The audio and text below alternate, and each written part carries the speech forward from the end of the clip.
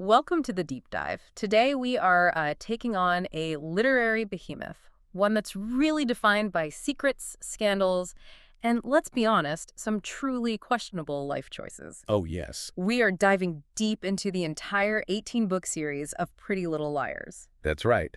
And to be clear, we are not talking about the seven-season cultural phenomenon that was the TV show. Not directly, anyway. Yeah. We are going back to the source material. We're talking about a stack of 16 main novels and two companion novels. Our mission today is a bit of a marathon, really. We're tracking the evolution of the plot, the definitive fate of characters like Toby and Mona. Which is very different. Very different. We're also looking at character development or, the profound lack thereof in some cases. And we're charting the quality, which, spoiler alert, definitely takes a nosedive across the four distinct story arcs. It absolutely does. I think the first thing that really hits you when you look at the complete bibliography is just the sheer scale of it. It's a lot of melodrama. That's so much. But that volume immediately sets up some major differences from the show. For instance, the original mystery, Alison's disappearance, it's set 3 years after the fact in the books. Right, not the 1 year we saw on television. And that extra time, it creates a much more fractured, isolated dynamic among the liars. They've genuinely been living separate lives steeped in secrets for much longer. It completely changes their foundation. And for our dive, I think it's helpful for you to know how the series is structured. It's organized into 4 really clear arcs. Okay. Each one sort of serves as a resolution point for a central threat. We have books 1 through 4, which is the original mystery. Then books 5 through 8, that's the big twist. A huge one. Then 9 through 12, which is the attempt at, continuation. Yeah. And finally 13 through 16, which is kind of the messy finale. And then we've got those 2 companion novels on top of it. Exactly. Pretty Little Secrets, which is basically holiday filler, and Ollie's Pretty Little Lies, which is, surprisingly, an essential prequel backstory. And before we jump in, a massive, unmissable spoiler warning. We are going to reveal every major plot twist, every death, and the identity of every single A in the book. So if you haven't read them, be warned. Seriously. And a word of warning on the tone, too. The body count in these novels is significantly higher than the show. Oh, yeah. This material, particularly the later arcs, has been described in our sources as, and I love this quote, trash that you want to consume regularly. It is the perfect description. It's addictive, it's highly melodramatic, and often completely ridiculous. But you have to see why people just couldn't put it down. It is the literary equivalent of a bag of deeply salted chips you know you shouldn't eat. But you absolutely must finish the entire bag. It sacrifices consistency for immediate, outrageous drama, and for the first few arcs, you know what?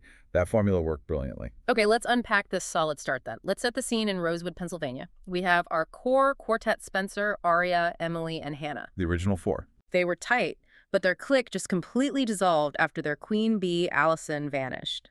Now, 3 years later, they're seniors in high school, and they start receiving these texts, emails, and handwritten notes from someone named A, who knows all their deepest, darkest secrets. And the first book, just called Pretty Little Liars, it's a masterclass in establishing these high-tension secrets really, really quickly. It mirrors the TD pilot pretty closely, setting up the dynamics we all know. It moves so much faster. Way faster, and it hits harder with the moral complexity, I think. Let's start with Aria, because her secret really introduces the problematic relationship tropes that just plague the entire series. It really does. She's just back from 3 years abroad in Iceland. She meets this hot stranger, Ezra Fitz, in a bar bathroom of all places, and hooks up with him. And this is where the books just accelerate plot points the show drew out over, an entire first season. At least. In Chapter 5, just 5 chapters in, Aria finds out Ezra is her new English teacher.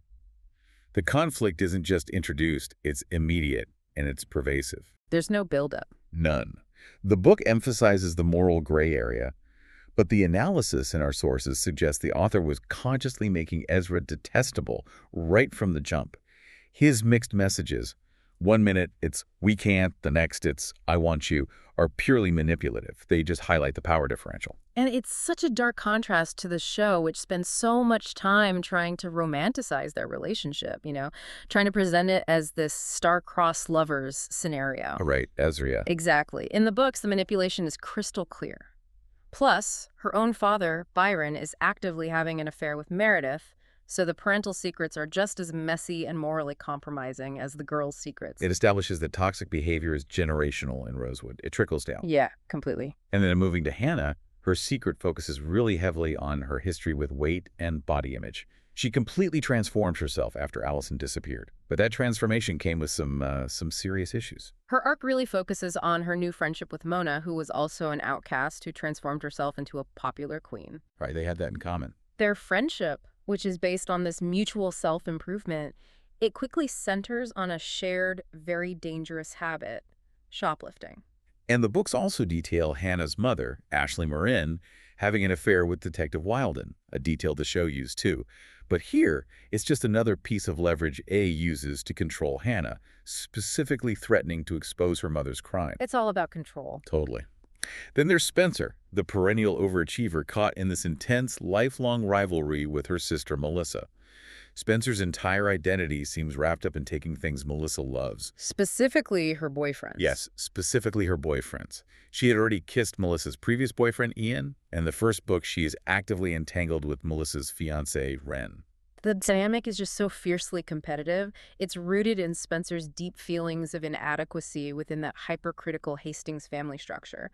The books don't just present it as teenage drama. They really frame it as self-sabotage driven by this immense familial pressure. And finally, Emily Fields. Her storyline here is, I think, arguably the most sensitive and isolating in the first arc. I would agree. She develops an intense crush on her new neighbor, Maya. And this is where the books really lean into some uncomfortable social issues and the isolation Emily experiences. She's dealing with her own internal turmoil about her sexuality, but the reaction from her environment is immediately hostile. It's brutal. Our sources note that Mrs. Fields, Emily's mother, expresses this overt racist wariness about Maya being black. Right. And then when Emily finally works up the courage to kiss Maya in a photo booth, her then boyfriend reacts with outright homophobia and he outs her to A immediately. She is completely unsupported. Unlike the show, where her friends did rally around her much earlier, here she's on an island. Totally alone. Her isolation makes her such an easy target for A. And all of this converges so quickly. The climax of book 1 is the finding of Alison's body, followed by that truly iconic joint text message. I'm still here, bitches, and I know everything, A. It's just a perfect setup. The pace doesn't slow down for a second. By book 2, which is called Flawless, we see plot points just accelerate dramatically. We get the full reveal of the Jenna thing. Yeah, that Alison set off a firework, blinding Jenna, and Toby took the fall to protect his sister. And here is where we hit the first massive, massive divergence from the show. It really demonstrates the different stakes the books were operating under. It's huge. Toby Kavanaugh, who is a major romantic and surviving character throughout the entire TV series, he dies. He dies. I mean, that is a huge structural difference. How does that even happen? Well, in the book, Emily, who's still reeling from her own trauma and, believing Toby is A, she confronts him over the Jenna thing and his other inappropriate actions toward Jenna. Okay. And Toby, who is already struggling immensely with guilt, is just completely overwhelmed by the confrontation, and he dies by suicide. Wow. The body count has begun to pile up immediately, shocking the readers and establishing that no character, no matter how beloved, is safe in this novel universe. And throughout all of this, the girls are consistently sabotaging each other. It just confirms that the foundation of their relationship is shared trauma, not genuine affection. Oh, not at all. We see this with Aria immediately dating Hannah's ex, Sean, right after their breakup. I mean, that's a truly cold act that just proves how transactional their allegiance is. They are only communicating because A forces them to. If A stops texting, they stop talking. Period. Exactly. Moving into book 3, Perfect, the cruelty just escalates. A focuses heavily on Hannah's history with bulimia, exposing and humiliating her publicly. And meanwhile, Ezra's relationship with Aria reaches a necessary crisis. Ezra gets arrested for pursuing Aria, his student. As he should. Right. And although Aria doesn't press charges, Ezra tells her to wait for him before he moves away. The books are not subtle about the immorality of Ezra's actions. He is unambiguously portrayed as inappropriate and manipulative. Which is a much healthier narrative choice than the show's endless romanticization. Definitely. And Emily suffers the most brutal consequence yet. After being outed at a swim meet, her parents react with just severe homophobia. They force her into a conversion therapy program called Treetops and threaten to move her to Iowa if it doesn't work. The lack of support, the threat of being moved, It completely isolates her and showcases the depth of the prejudice she faces. The arc ends with a shocking mid-arc climax, moving so much faster than the TV show ever did. Hanna realizes Mona is A after she recognizes the phone number. And seconds after that realization, Hannah is run over by a car. Which leads us to Book 4, Unbelievable, where the mystery of the first A is wrapped up entirely. Completely. Mona is confirmed as the first A. And unlike the show, where Mona survives and becomes this complicated anti-hero, She dies in the books. she dies. After attempting to murder Spencer by driving their car off the road during a confrontation, it's over for her. So by Book 4, the initial A is dead, Ian is revealed to be Alison's actual killer, and Emily has run away from Iowa to return to Rosewood. It's an incredibly fast, clean wrap-up of the original mystery. It is. But the true key nugget from this early arc, which sets up the massive twist of the next arc, is the presence of these early twin clues. Right, you can see them if you look closely. Yes, the source material points out these subtle hints right from the beginning. Spencer sees a look-alike, and the girls recall Alison acting strangely, changing her outfit and seeming like a different person the night she disappeared. It signals that the core idea of a twin, which the show eventually used for Spencer, but the books used for Alison, was planned almost from the series' inception. Absolutely. The groundwork was there. Okay, so we've finished Arc 1. It was tight, it was high stakes, and it had a clear resolution. The first A is dead, Alison's killer is identified, and the primary mystery is resolved. So how on earth do you continue a series defined by a single central mystery for another 12 books? Where you fill time and you escalate the drama. A lot. And sometimes that time filling is truly bizarre. We have to discuss the first companion novel, Pretty Little Secrets. It's set between books 4 and 5. This book is the definition of a cash grab. The sources are brutal about this book. They call it unnecessary filler that adds nothing to the main narrative, focusing only on random boy problems and completely unhinged holiday tangents. It's pure structural failure masquerading as Christmas cheer. The specific plot points read like a Mad Libs game gone wrong. Hanna has this pointless crush on a trainer. Right. Emily tries to catch the Merry Elves, a group of thieves in the mall, and she ends up bailing them out. Why? Who knows? It makes no sense. But Aria's plotline is truly unhinged. It proves that logic has completely left the building. Oh, it's incredible. She attempts to marry her Icelandic ex-boyfriend Halbjorn in Atlantic City to fix his visa, only for him to be immediately arrested for attempting to blow up a demolition office. A demolition office. A demolition office. It's such a perfect encapsulation of how random the writers were willing to get. That kind of detail, the specificity of the crime being a demolition office, shows a complete disregard for making the story relevant. And Spencer's plot continues that toxic trend we were talking about earlier. Of course it does. She falls for a tennis coach, Colin, who turns out to be 33, married, and interested in her. And the revenge plot by Spencer and Melissa is just absolutely bonkers. They crush Viagra into his water. They do. And this companion novel, more than any other book, drives home one of the most disturbing, ongoing themes of the entire series. The cynical, continuous reliance on inappropriate older men as a plot device. It's relentless, and it's a failure of creative imagination. It is. The sources note that it seems like the author felt compelled to introduce a new, morally bankrupt, older male character, a scumbag, into every single girl's orbit in every single book. Yeah. It becomes repetitive, and frankly, it's just disturbing. So if you manage to survive the unnecessarily chaotic Christmas special, you move into Arc 2, starting with Book 5, Wicked. A new aggressive A is introduced, immediately trying too hard to recapture the high stakes of Mona. And the recycling of plot begins immediately, which signals that the writers are struggling. Saria's new romantic interest, Xavier, is revealed to be dating her mother, Ella. It's the same old pattern, just a new inappropriate man and a different mother figure involved. Exactly. Meanwhile, Spencer's still dealing with her family drama. Her grandmother's will only leaves inheritance to natural-born children, which confirms the suspicion that Spencer is adopted and just fuels her feelings of being an outsider. And we get more confusion around Ian, who is supposedly Alison's killer. He's disappeared after being let out on bail, but the girls find his body in the woods, seemingly confirming his death. But then Ellie texts again, suggesting the threat is still active or that Ian is somehow still operating. This kind of back-and-forth ambiguity is designed purely to stretch the narrative out. Then we hit Book 6, Killer, where the series really starts to depart from reality. Spencer is conned by a woman named Olivia who claims to be her birth mother. Right, and Spencer spends all her money on a fake apartment. Yeah. The plot focus is shifting dramatically from a police procedural mystery to just pure soap opera absurdity. But the climax of this book is huge. After escaping a fire, the girls see a blonde girl who looks exactly like Alison. The implication is that Alison is alive. And that sets up Book 7, Heartless, where the consequences of their inconsistent stories start to hit the liars hard. They're immediately branded Pretty Little Liars by the media because of their conflicting testimonies and the growing public belief that they are just attention seekers. The media frenzy aspect is a really strong structural device, actually, because it makes the whole town, all of Rosewood, feel contaminated by the secrets. That's a good point. It's no longer just 4 girls being stalked, it's a full-blown public scandal. And speaking of contamination, this book also features another major divergence. Jenna dies. Another one. She is killed, confirming the book series is completely willing to eliminate major characters who are untouchable in the TV show. Yeah, for sure. Then we get one of the most random side plots ever. Emily is sent to live with the Amish by A in a truly baffling arc. The Amish. The Amish. While there, she learns a tiny snippet of information. Detective Wilden used to date a girl named Leah.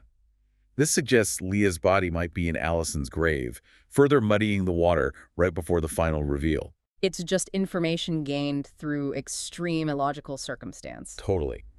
But Arc 2 finally delivers its promised massive climax in Book 8, Wanted. The Twin Revolution. Yes. Mrs. De Laurentiis drops the bomb. Alison has a twin named Courtney who has been ill.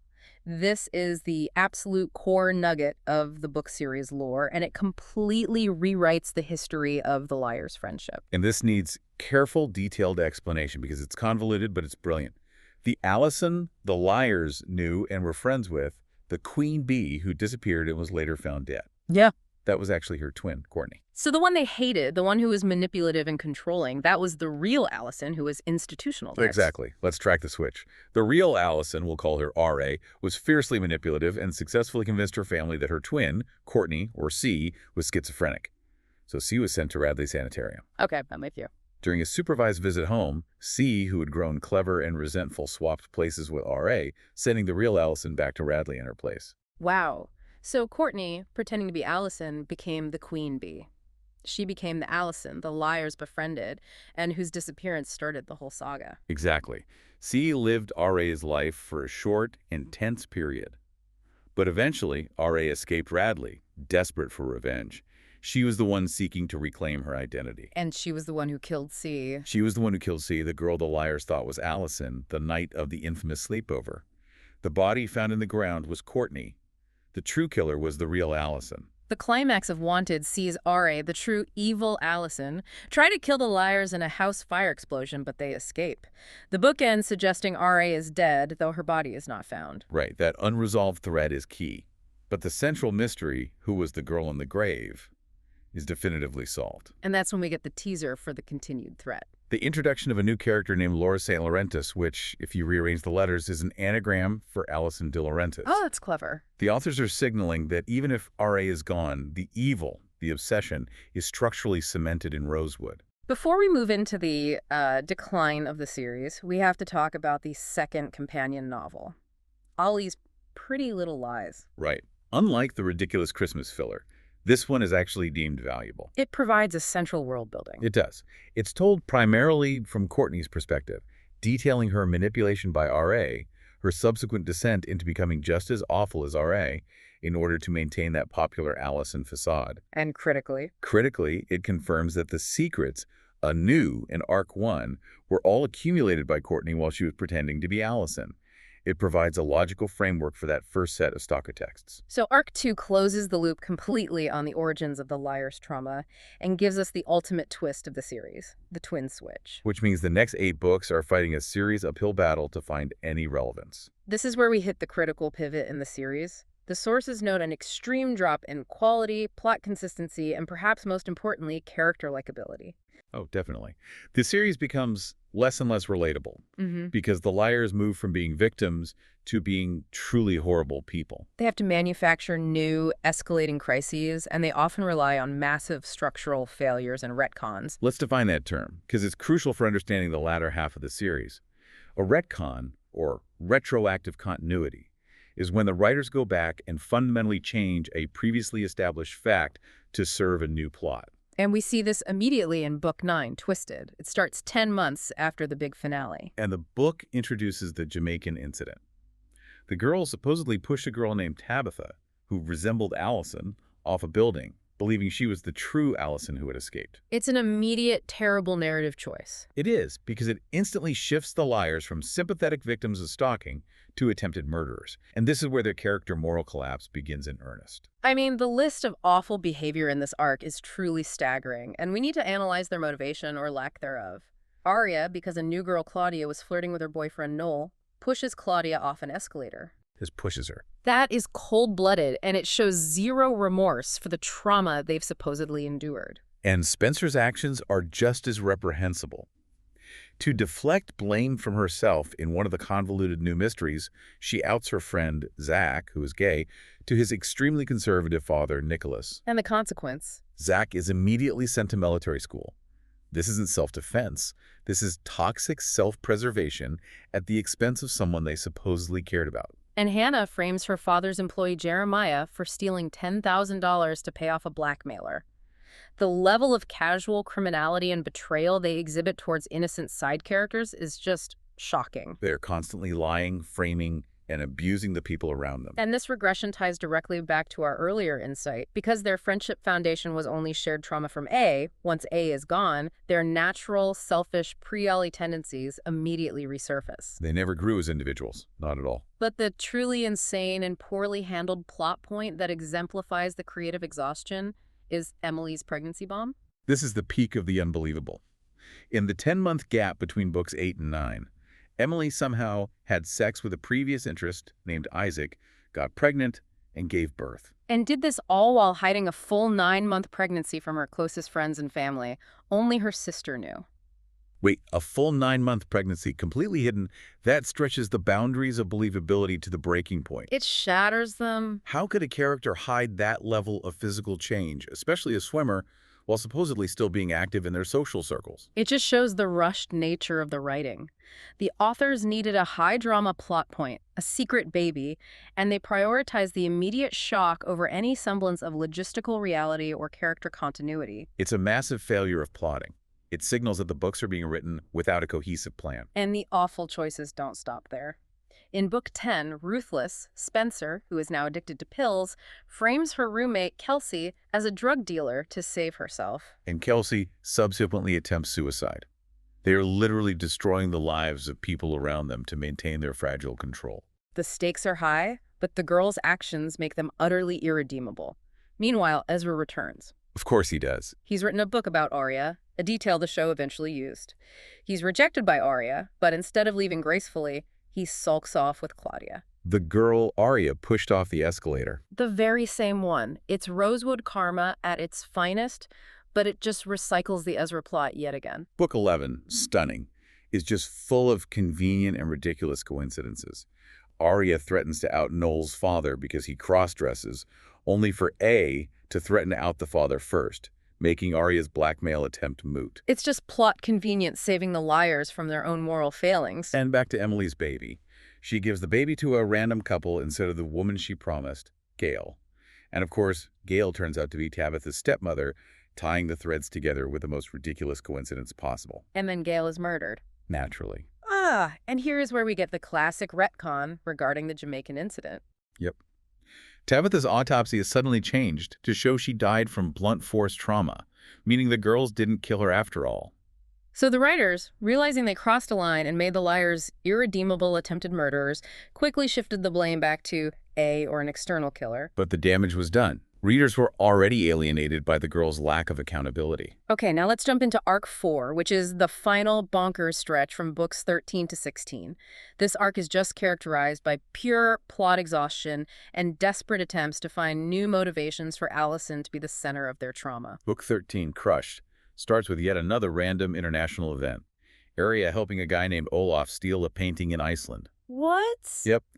And the girl's approach to solving A is still frustratingly slow, just relying on ineffective police intervention. In book 14, Deadly, the desperation for a plot twist just peaks. The police investigate the liars and find evidence suggesting the girls sent the A messages to themselves. It's a convenient, temporary device designed to raise the stakes right before the end, but it completely undermines all the very real trauma they went through.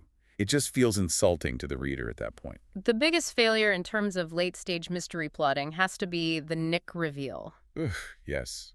Alison's helper, Nick, is revealed to be a composite of various random male characters the girls briefly encountered throughout the entire series. Olaf from Iceland, a bartender, a guy who gave Spencer drugs. That is the ultimate sign of contrived plotting. Instead of using a character with history, they just invented a composite figure out of thin air to avoid the difficult choice of making a major existing character the killer. And Alison, now fully established as the primary villain, plots to kill the liars in a basement. But the police intervene. This sets up the penultimate book, Toxic, which the sources critique as pure, unadulterated filler. Virtually nothing happens until the very end. But we have to pause for the peak irony. Go on. Spencer, the girl who framed her roommate for drug dealing, who betrayed her sister constantly, and who outed her friend Zach to military school, is running an anti-bullying blog. That is the most tone-deaf detail in the entire series. It showcases the astonishing lack of character growth and self-awareness the liars possess. They are constantly judgmental and cruel, yet Spencer is now the supposed arbiter of moral behavior online. It's unbelievable. And Alison attempts to drown Emily, demanding she profess her love, which reintroduces the toxic element of their relationship. The girls are then arrested again after trashing a house they traced to Alison's mother, as police find blood and assume the girls murdered and tortured Alison. The police are just useless and seem determined to believe the liars are the criminals. This brings us to the finale, Book 16, Vicious, where the girls are on trial for Allie's murder.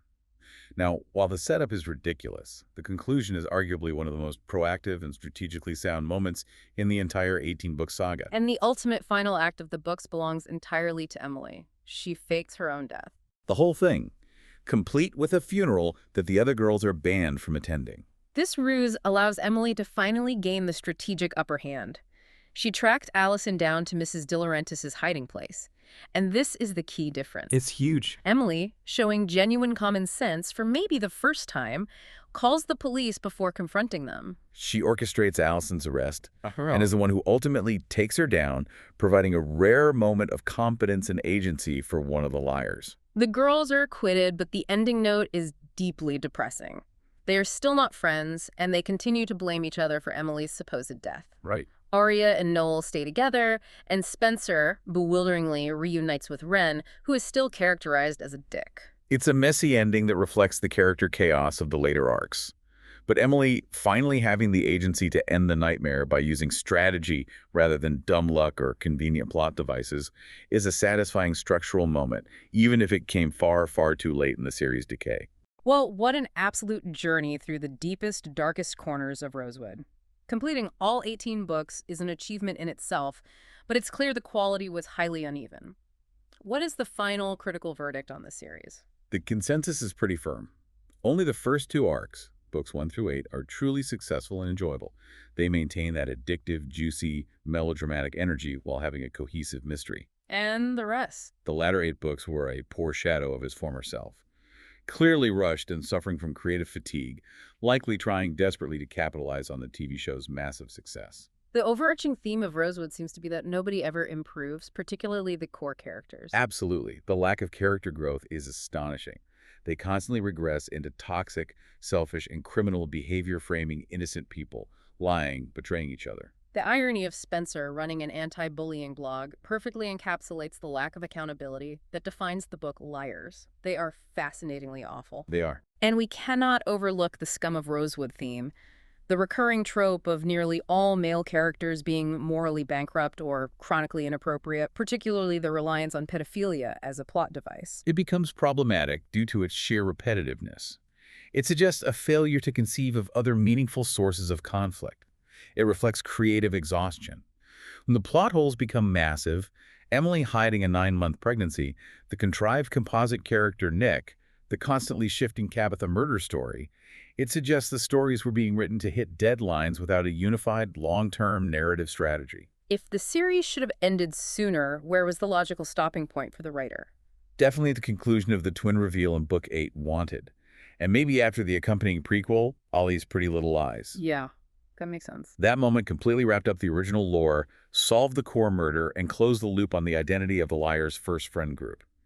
Everything after that feels like a forced continuation. But despite all the flaws, despite the character collapse, they are incredibly addictive and entertaining. They succeed spectacularly as melodramatic, highly bingeable, guilty pleasure literature. They absolutely do. They don't aim for complex literary structure. They aim for high-speed, shocking reveals on every single page, and they deliver that cheap thrill consistently. Which brings us to our closing thought for you. Given that the series finale of the books was more convoluted, yet arguably smarter and more strategic than the series finale of the TV show, due to Emily's proactive actions, faking her death and calling the police, what does that difference tell us about the core appeal of satisfying melodrama versus the core expectations of satisfying character development? Was the book ending, which was logically strategic but chaotic in character outcome, a better fit for the high-octane mystery genre than the show ending, which prioritized emotional closure over narrative sense? That tension between plot and character development is the ultimate secret of Rosewood, something to think about as you navigate your own secrets.